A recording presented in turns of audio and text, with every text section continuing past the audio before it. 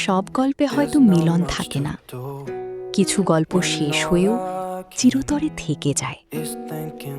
আমাদের ভালোবাসাটা কোনো উপন্যাসের পাতার মতো ছিল না, সেটা ছিল হুট করে আসা শ্রাবণের এক ঝলক বৃষ্টির মতো, যা ভিজিয়ে দিয়েছিল পুরোটা জীবন।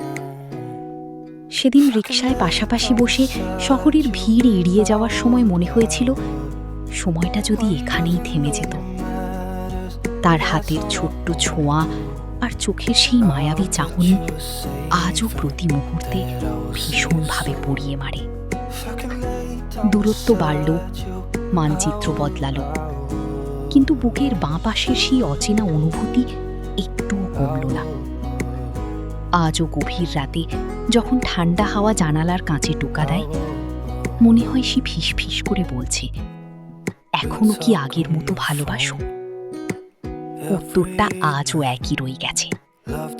দূরত্ব কেবল দূরত্বই বাড়িয়েছে, ভালোবাসার গভীরতা তো এক ফোঁটাও কমেনি।